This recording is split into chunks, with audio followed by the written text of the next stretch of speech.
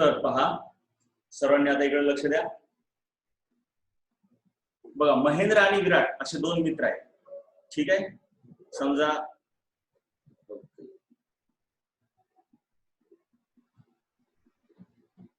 एक मिनिट.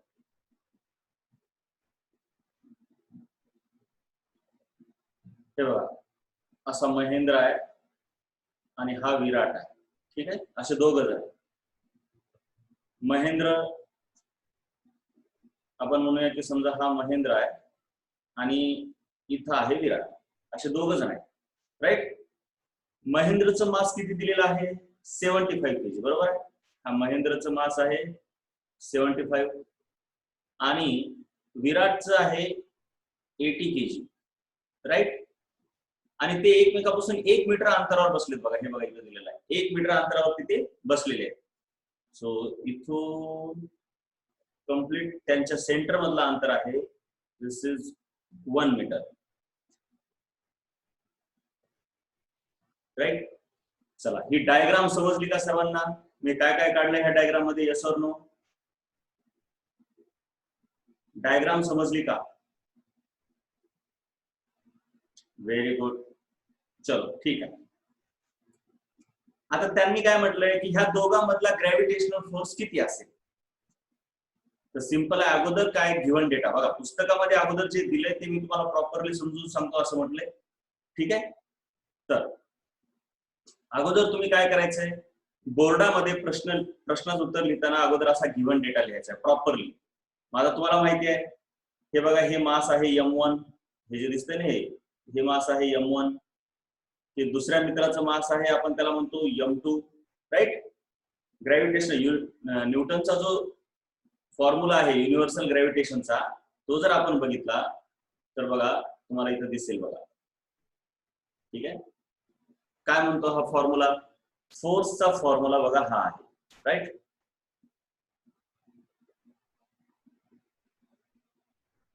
हा फॉर्म्युला आहे. मग ह्या फॉर्म्युल्यासाठी आपल्याला m1 m2 r सर्वच पाहिजे. तर प्रश्नात दिल्यानुसार r म्हणजे त्या दोघांमधला डिस्टन्स आहे बघा 1 मीटर. हे बघा एवढं झालं हे r व्यवस्थित दिलंय. त्याच्यानंतर कॉमा दिलाय त्यांनी. मग m1 is equal to 75 kg. त्याच्यानंतर m2 is equal to 80 kg हे दिलंय. आणि g ची व्हॅल्यू इथे लिहिली आहे बघा. g ची व्हॅल्यू 6.67 × 10⁻11 न्यूटन मीटर स्क्वेअर पर केजी स्क्वेअर. चला हा झाला गिव्हन डेटा. मग न्यूटनच्या लॉ नुसार असं लिहायचं अकॉर्डिंग टू न्यूटन्स लॉ हे आहे force between two bodies g m1 m2 upon r square. मग ही g ची व्हॅल्यू आहे 6.67 × 10⁻11. त्याच्यानंतर बघा हे m1 दिसलं का? हे m1 इथं आहे. हे m1 इथं टाकले त्यांनी. ठीक आहे. त्याच्यानंतर ही m2 ची व्हॅल्यू काय केलेली आहे इथं 80 टाकलेली आहे. आणि त्याच्यानंतर त्या दोघांमधला डिस्टन्स r हा बघा डिस्टन्स r 1 स्क्वेअर. मग ह्याचा जर हे गुणाकार केला आपण, गुणाकार तर तुम्हाला करताच येतो एकदम इझी गोईंग मध्ये. ह्या दोघांचा अगोदर गुणाकार करून घ्या आणि त्याच्यानंतर ह्याच्यासोबत त्याचा गुणाकार करून घ्या बाजूला. मग गुणाकार केल्यावर तुमचं उत्तर येते 4.002 × 10⁻⁻7 न्यूटन. हे फक्त तुम्हाला सॅम्पल समजून सांगतो मी. पुन्हा पुन्हा सांगितलंय. आपल्याला ऍक्च्युली प्रॉब्लेम नंतर करायचे. ठीक आहे. मग अशा प्रकारे दोन बॉडीज मधला फोर्स काढता येतो. त्यासाठी मेन आहे की हा फॉर्म्युला तुम्हाला माहिती असला पाहिजे, बाकी काहीही नाही.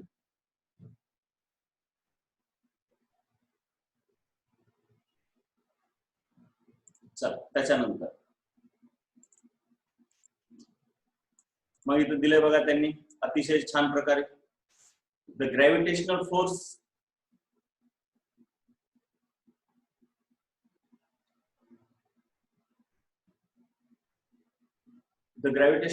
between Mahendra and Virat is this 4.002 × 10⁻⁻7 Newton. तसा जर विचार केला तर हा फोर्स अतिशय छोटा आहे, अतिशय छोटा आहे. लक्षात घ्या.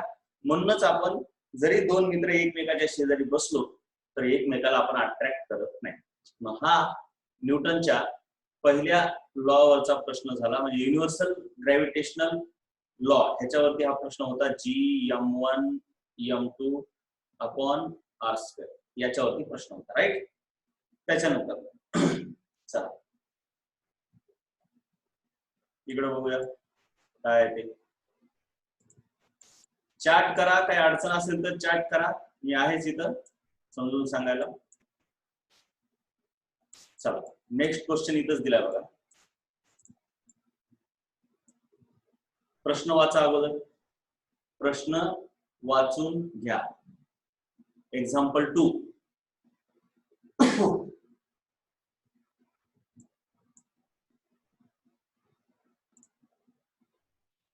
बर ठीक आहे, कॅल्क्युलेशन कळत नाही का? मग आपण कॅल्क्युलेशन करूया. चला जाऊ द्या, सोडून द्या, मी बोर्डावरतीच घेतो. सॉल्ड एक्झाम्पल बोर्डावर द्या, काय प्रॉब्लेम नाही.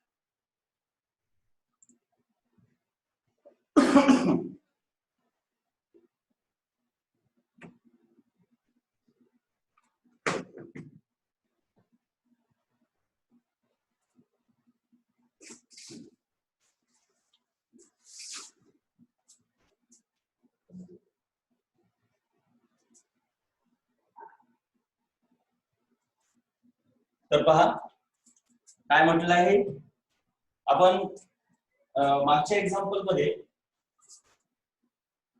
बघा, force is equal to G m1 m2 upon r square असं म्हटलं होतं. आणि आपण गिव्हन डेटा दिला होता बघा. गिव्हन डेटा, गिव्हन मध्ये काय होतं, मास, महेंद्रचं मास किती होतं 75 kg. त्याच्यानंतर m2 विराटचं मास होतं 80 kg. त्याच्यानंतर त्या दोघांमधला डिस्टन्स 1 मीटर, राईट. आणि G universal gravitational constant 6.67 × 10⁻11 newton metre square per kg square असं होतं, राईट. एक मिनिट, याला आपण थोडं मार्क करून घेऊया.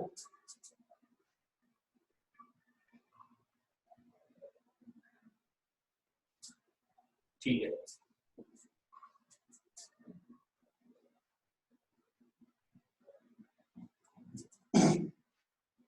तर पहा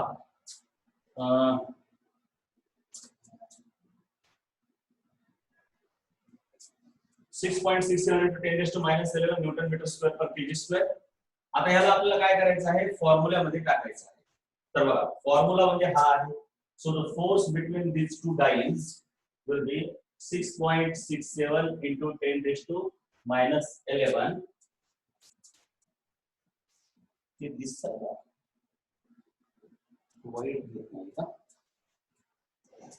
ओके, 6.67 × 10⁻11 into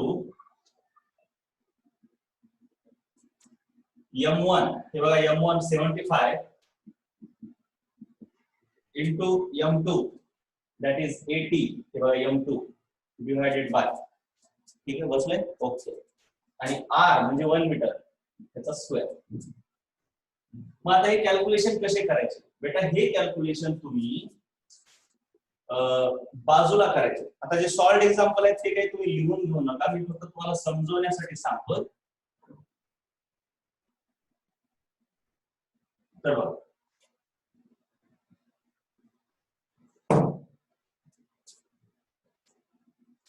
तर हे कॅल्क्युलेशन बघा तुम्ही बाजूला अशी करू शकता. बेसिकली तुम्ही यानं शेवटी, याच्यासोबत शेवटी गुणाकार करायचा. अगोदर तुम्ही या दोघांचा करू शकता. तर बघा ह्या दोघांचा किती येतो, किंवा तुम्ही असं करा, अगोदर या दोघांचा करा या, ठीक आहे. 6.67 मल्टिप्लाइड बाय 80, राईट. मग याच्यामध्ये तुम्हाला हे पण कळू शकते बघा की हे 0 जर काढला तर हा पॉइंट 1 ने पुढे सरतो. मग हेच कसं करता येईल तुम्हाला, 66.7 मल्टिप्लाइड बाय 8 हे तुम्हाला माहित असेल. याचा 1 0 काढला की हा पॉइंट 1 ने पुढे सरतो. ही सिंपल गोष्ट आहे, घातांकाचे नियम आहेत, त्याच्यामध्ये काही नवीन नाही. सो आता 8 ने झाला, सो 8 × 7 56, 5 उच्चारे 8 × 7 48, 48 आणि 5 किती होते, 53 होते. त्याच्यानंतर किती ह्याचे आले, पुन्हा एकदा 5 आले, 8 × 7 48 आणि 5 पुन्हा 53. सो तुमचं उत्तर आलं हे पॉइंट 1 नंतर आहे 533.6. मग त्याच्यानंतर आता क्वेश्चन 75 न मल्टिप्लाय करा, ठीक आहे. कॅल्क्युलेशन कळत नाही बेटा, काय रे गुणाकार आहेत की रे, 7 8 गुणाकार आहेत 75 न मल्टिप्लाय करा, राईट. मग या 75 न आता ह्या दोघांचा गुणाकार झाला, आता आपण 75 न मल्टिप्लाय करतो. 75 म्हणजे अगोदर 5 न करा, 5 × 30, 3 5 × 15 आणि 3 18, 1 5 × 15 आणि 1 16, 1 इथं आले 6, 5 5 25 आणि 1 26, 26. मग इथं तुम्ही काय करता, काही जण प्लस लिहितात, काही जण 0 लिहितात, वेगवेगळी पद्धत आहे, राईट. हा ठीक आहे रत्नदेव, हो छान. मग त्याच्यानंतर 7 7 42, 4 4, राईट. त्यानंतर 7 3 21, 21 आणि 4 25, 2, 7 3 21 आणि 2 23, 2 कळते ना. 7 3 23 मध्ये 3 इथं लिहिले, 2 हातचे इथं घेतले, ठीक आहे. मग 7 5 35 आणि 2 37. तर अशा प्रकारे तुमचे कॅल्क्युलेशन येते बघा. तर हे इथं 0, 8 आणि 2 10, 1 6 आणि 1 7 आणि 5 12, 1 6 आणि 3 9 आणि 1 10, 1 7 आणि 2 9 आणि 1 10, 1 3 आणि 1 4. हे झालं तुमचं उत्तर, राईट. आणि 1 नंतर पॉइंट आहे म्हणून इथे 1 नंतर पॉइंट. सो तुमचं उत्तर येतं 4020.0 एवढं झालं. आणि गुणिले हे विसरू नका, हे राहिले ना 10⁻⁻11. सो हे आहे 10⁻⁻11. मग आता काय करता येते, तुम्हाला हे माहित पाहिजे, हा पॉइंट उजवीकडे डावीकडे सरकवला की ही पॉवर वाढवायची असते तेवढ्यानेच, आणि तेच जर पॉइंट उजवीकडे सरकवला तर ही पॉवर कमी करायची असते. तर तुम्ही बघा, मी पॉइंट इकडे सरकवला म्हणजे 4 च्या नंतर आला 4.0020. पुढच्या 0 ची गरज नाही पण मी लिहिले. मग किती न सरकवला, किती प्लेसेस ना, 1 2 3 4 4 प्लेसेस न डावीकडे सरकवला, म्हणून त्या 11 मध्ये 4 ऍड करावे लागतात. किंवा तसं समजण्यापेक्षा तुम्ही असं समजा की 4 प्लेसेस न पॉइंट डावीकडे सरकवला की सिंपली 10⁻⁴ लिहावं लागतं, आणि हे गुणिले 10⁻⁻11 जशाला तसं हे. मग काय होतंय 4.002. आता हे पुढचा 0 काही कामाच नाही कारण पॉइंट इथं आला, इंटू 10⁻⁴ आणि -11. घातांकाचा नियम बरोबर आहे. 4 बघा तुम्हाला माहित असेल a⁻m मल्टिप्लाइड बाय a⁻n असेल, तर तुम्ही काय लिहिता a⁻m प्लस n. काय लिहिता a⁻m प्लस n. हा नियम आहे घातांकाचा. मग त्याच्यानुसार इथं त्या दोघांची बेरीज झाली, पण हे मायनस असल्यामुळे मायनस झालं. 4.002 इंटू 10⁻⁴ 11 किती होत आहे -7. आणि फोर्स आहे, हे तर फोर्स आहे म्हणून फोर्सचे युनिट काय आहे न्यूटन. अशा प्रकारे त्या दोघांमधला फोर्स एवढा आहे. घातांकाचे नियम तुम्हाला एकदा लिहून देतो, पहिल्यांदा तुम्ही हे लिहून, याच्यानंतर घातांक नाही, हे लिहायची गरज नाही पुस्तकामध्ये, सॉल्व्ह झालेलं एक्झाम्पल आहे म्हणून काय डोक्याला ताप घेऊ नका. मी आता तुम्हाला थोडे घातांकाचे नियम सांगतो. घातांकाचे नियम, ठीक आहे. Laws of इंडायसिस.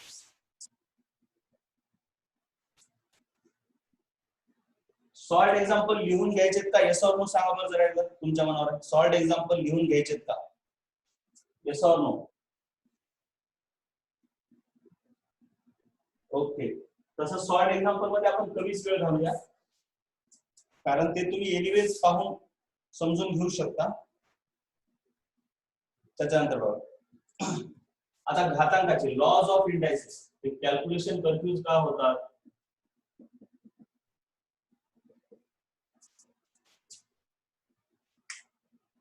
बघा, इंडायसिसचे लॉ काय आहे ते तुम्हाला माहित असले पाहिजे.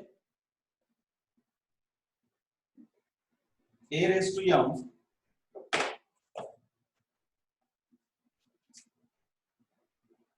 multiplied by a⁻n is equal to A raise to M plus N, हे विसरायचं नाही. म्हणजे त्याचं उदाहरण मी पुढे लगेच देत जातो. 6 raise to 2 multiplied by 6 raise to 5 is equal to 6 raise to 2 plus 5 असे येते बघ, राईट. हे त्याचं उदाहरण आहे. तसंच दुसरा a raise to m divided by a raise to n, हे जर डिव्हिजन मध्ये असेल तर a रेस टू m आणि हे वजाबाकी होते बघा मायनस n.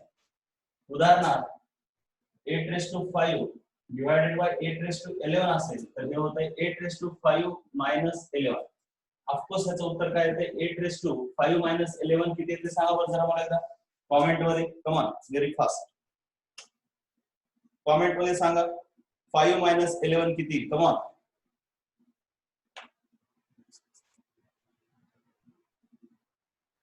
गुड गुड, छान.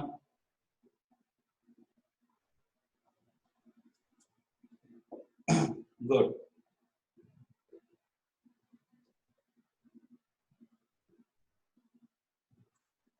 मग सिंपल आहे, रेस टू मायनस 4 येतो बघा. ते तुम्हाला आता कळलेलं आहे कसं येते उत्तर, ठीक आहे. त्याच्यानंतर चला सर्वांनी इकडे लक्ष द्या. आता नेक्स्ट नियम आहे घातांकाचा, A raise to M upon B raise to, upon असेल किंवा मल्टिप्लाइड मध्ये असेल दोन्ही जमते. यम दोघांची पॉवर जर यम असेल तर ह्याला ए अपॉन बी करता येते आणि दोघांची कॉमन पॉवर यम करता येते. म्हणजे हे 6 raise to 2 upon 3 raise to 2 असं जर असेल तर ह्याला आपण 6 अपॉन 3 होल रेस टू 2 करता येते. आता ह्याला सिम्प्लिफाय करता येते पुढे. हे 3 दोन्ही 6 होत आहे.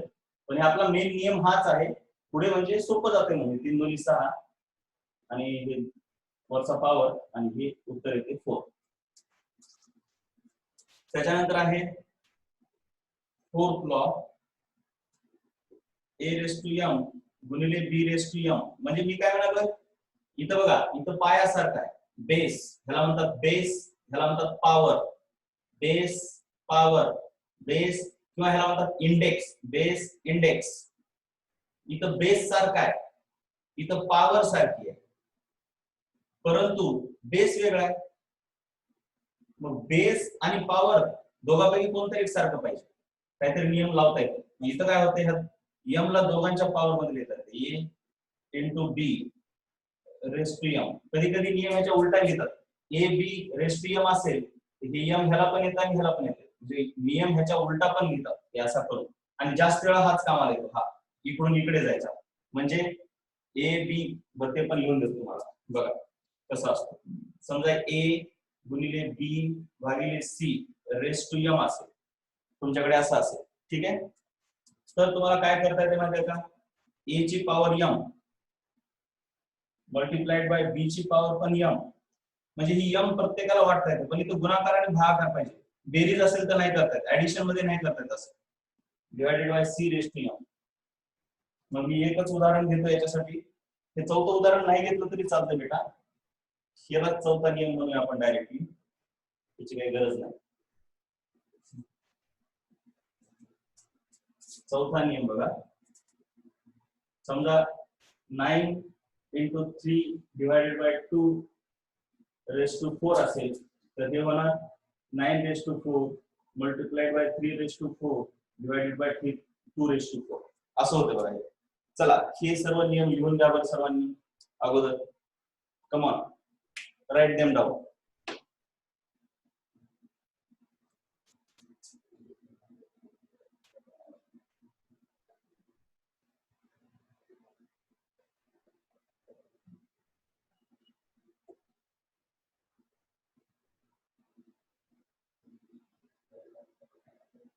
-6 येतंय, कुठे येतंय बेटा -6? बरोबर आहे, हुशार. हे इथं ना 5 मायनस 11 इथं -6. शाबाश, मी खूप लक्ष देतात, छान आहे, खूप छान.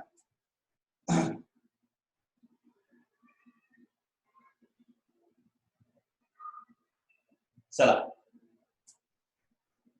मी बाजूला सरकतो.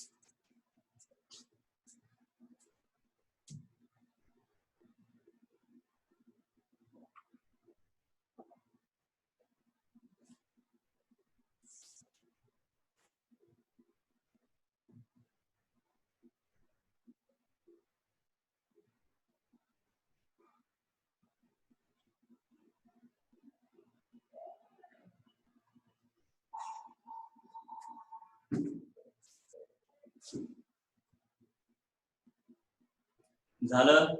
Very good.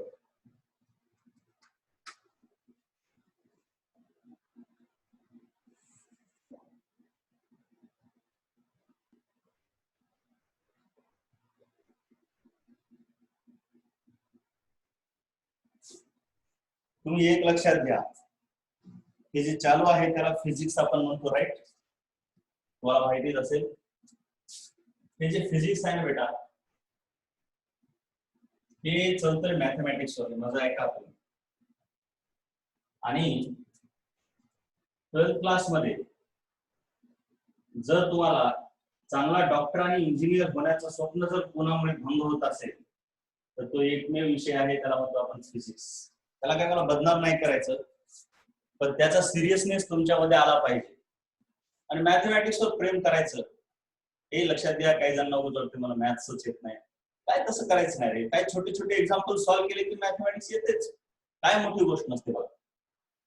मॅथमॅटिक्स एकदा समजलं की कधी विसरतच नाही. त्यामुळे हे जे बेसिक लॉ आहेत ना, कोणत्याही गोष्टीला बेसिक पासून समजून घेतलं की खूप सोपं जातं. आणि जिथं जिथं बेसिक येत नाही तिथं मी सांगतोच की. आणि आता ते इंटरनेटवर काय नाहीये, ज्या दिवशी तुम्हाला वाटतं की हे मला जमत नाही, लगेच सर्च मारा, एका सेकंदात सर्व कळते. त्याच्यामुळे ना तुम्ही फक्त एक लक्षात ठेवायचंय, मॅथमॅटिक्स फक्त करायचंच बघा. 10वी पर्यंत मॅथमॅटिक्स हे फिजिक्सला जशाला तसं लागतं. सो मॅथमॅटिक्सला इग्नोर नका करू, त्याच्यावर प्रेम करा, होतेच. ठीक आहे. मग नेक्स्ट आपले किती 4 नियम झाले वाटतं. ठीक आहे. फिफ्थ दिसतं व्यवस्थित, राईट? फिफ्थ नियम काय म्हणतो बघा. भरपूर तसे नियम आहेत, मी काहीच नियम महत्वाचे तेवढे घेत आहे. समजा तुमच्याकडे 1/a⁻m असेल, म्हणजे खाली आहे, तर त्याचं वरती जाऊन a⁻−m होतं. उदाहरणार्थ 1/6�3 असेल तर ते वरती जाऊन 6⁻³ होतं. एवढं माहित असतं.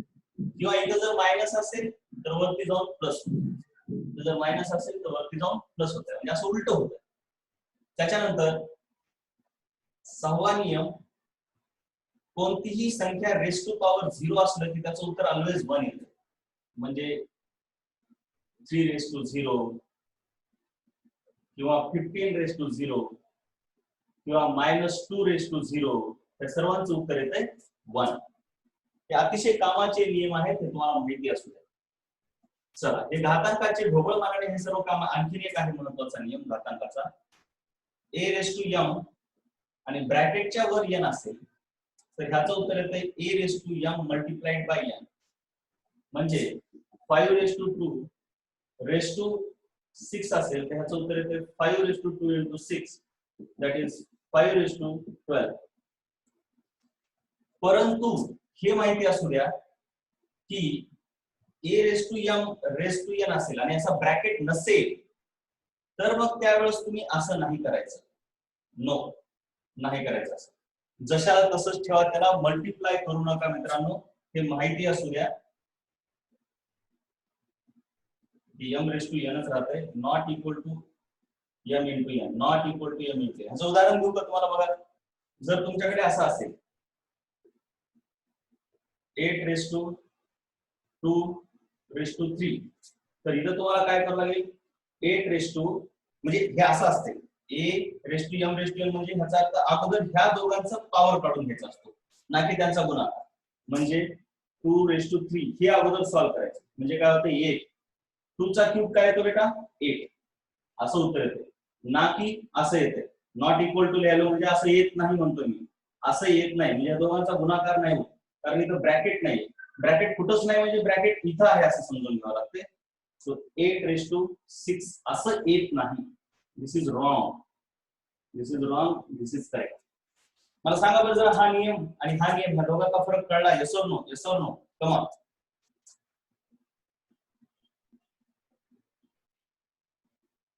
ठीक आहे चला ते लिहून घ्या मग लिहून घ्या हे पण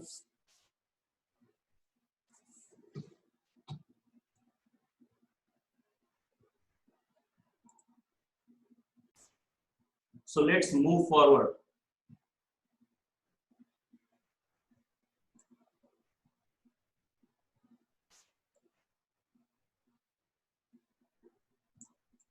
एक्झाम्पल 2 म्हटलं बघा टेक्स्ट बुक मध्ये एक्झाम्पल 2 काय म्हणते बघा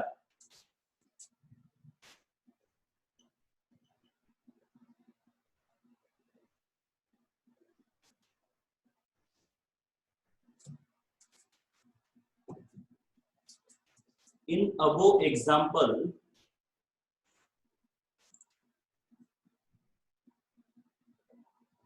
assuming that bench on which Mahendra is sitting is frictionless okay starting with 0 velocity what will be the Mahendra's velocity of motion towards Virat after 1 second will this velocity change with time and how wow great example great आता हे तुमच्याकडे कशा पद्धतीने solve केले एक वेळेस कारण का तर 11th क्लास मध्ये देखील ह्याला पोटेन्शियल आणि कायनेटिक एनर्जी म्हणजे law of conservation of energy न करता येते बट इथं कसं केले मला बघू द्या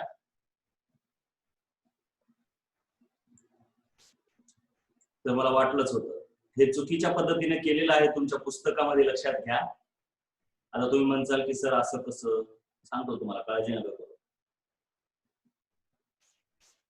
सब कुछ बताता मला वाटलंच होतं एवढा अवघड एक्झाम्पल तुम्हाला नसूच शकतंय आणि त्यांनी ते नेमकं तेच केलं बघा मी सांगतो कशा प्रकारे चूक केले याच्यामध्ये काय चूक आहे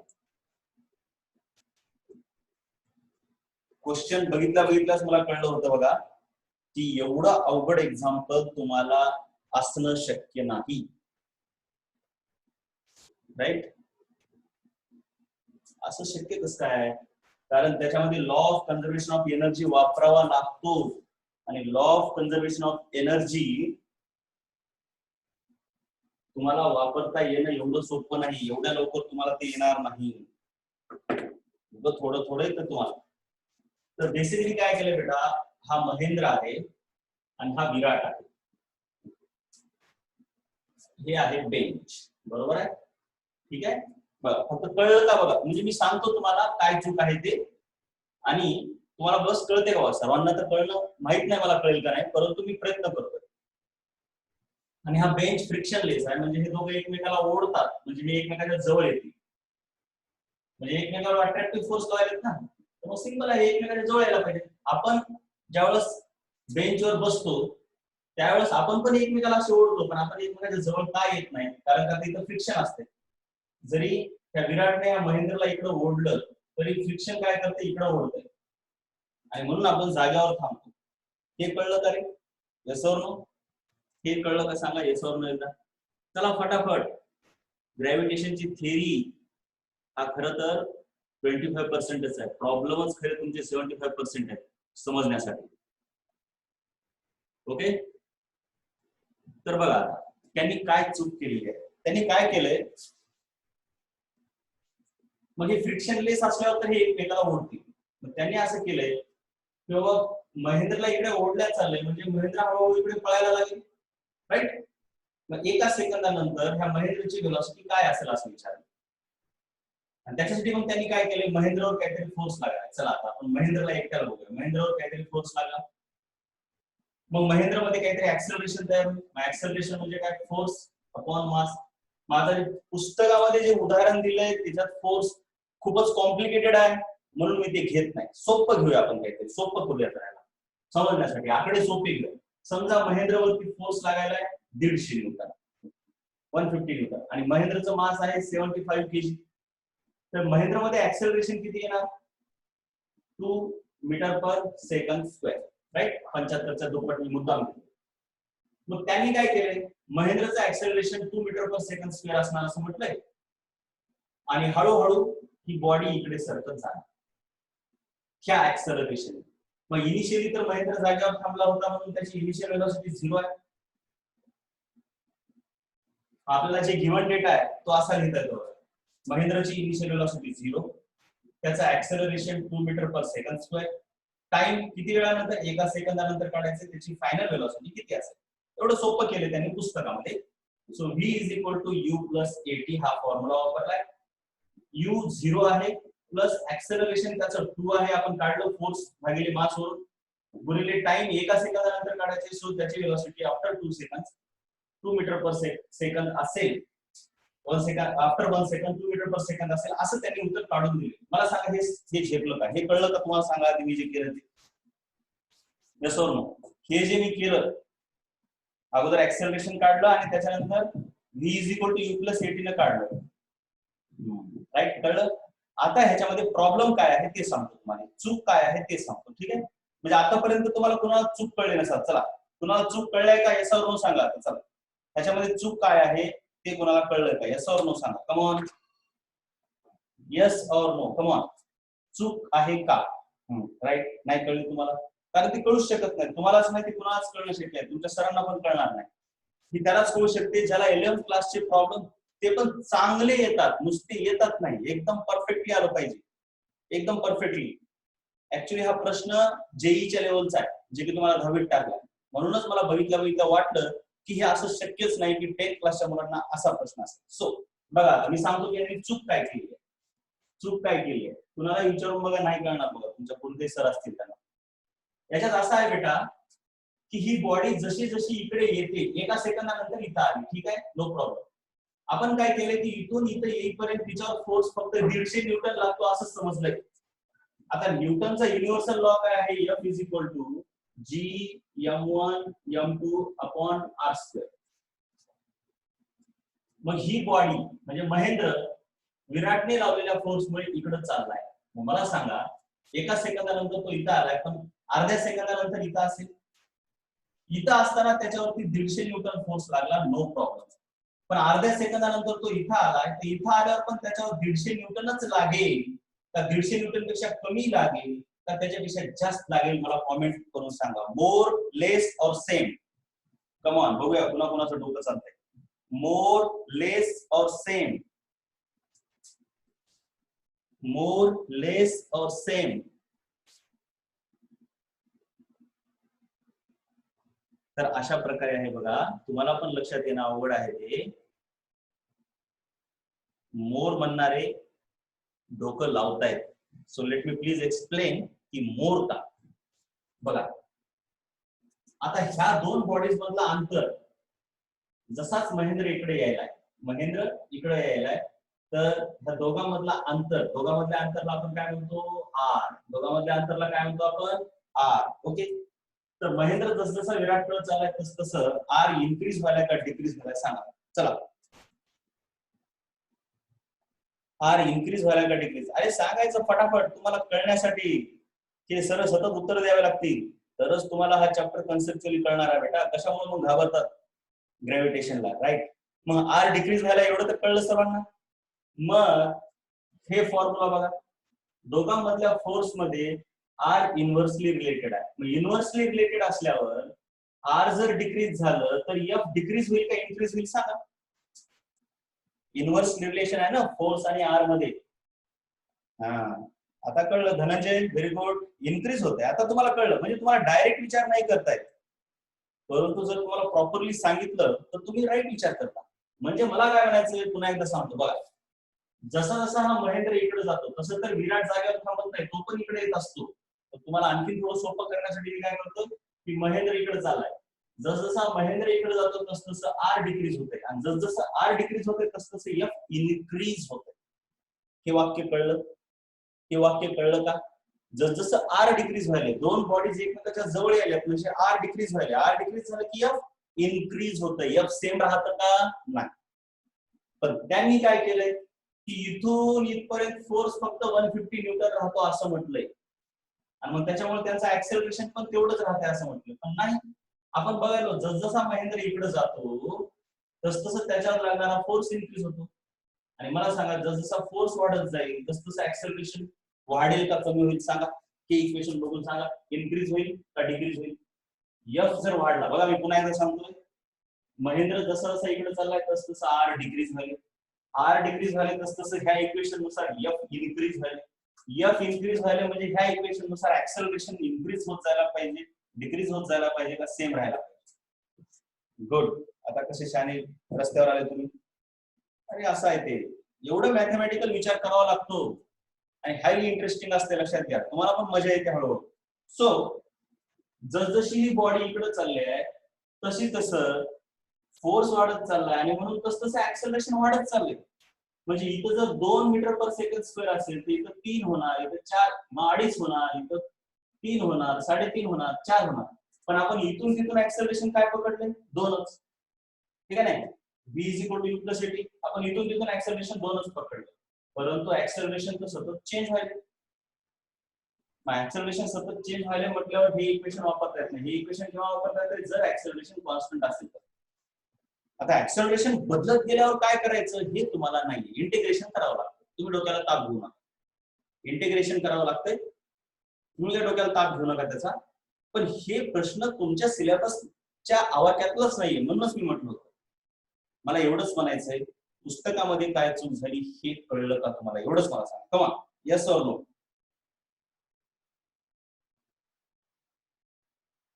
हुशार हुशार, चला शाबास, मला एवढंच पाहिजे.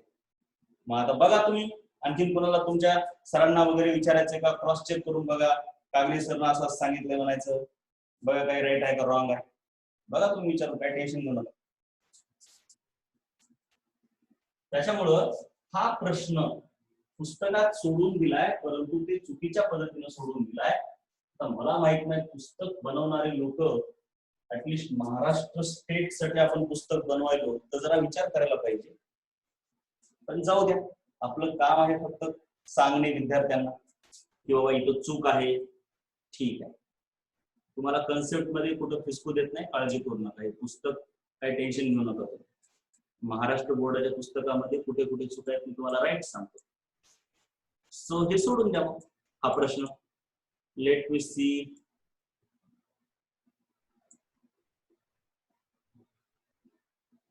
ओके, आता इथं काय म्हटलं बघूया.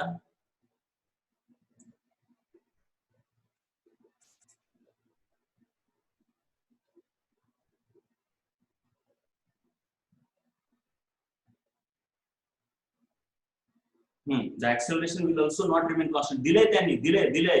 सो रॉंग नाहीये बेटा. ते बघा त्यांनी पुढे दिले बघा पुस्तकामध्ये, नो प्रॉब्लेम. तरी म्हटलं अशी चूक होणं अवघड आहे, एवढी चूक मोठी करणं अवघड आहे. त्यांनी बघा मी तुम्हाला दाखवतो कुठे दिले त्यांनी. ते बघा इथं दिले बघा त्यांनी. The acceleration will also not remain constant as Mahendra moves towards Virat. The distance between them will decrease, causing an increase in gravitational force, thereby increasing acceleration. Exact point दिलाय बघा, नो प्रॉब्लेम. चला, no problem, ठीक आहे. So there is no problem in the state.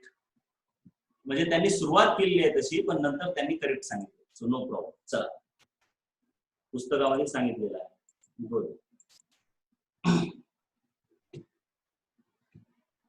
त्याच्यानंतर आता इथं पुढे एक प्रश्न विचारलाय त्यांनी. Assuming the acceleration in example 2 remain constant, how long will Mahendra take to move 1 centimeter towards Virat?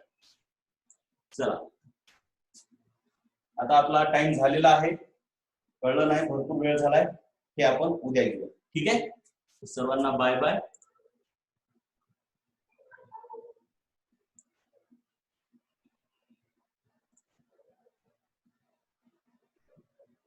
Bye all.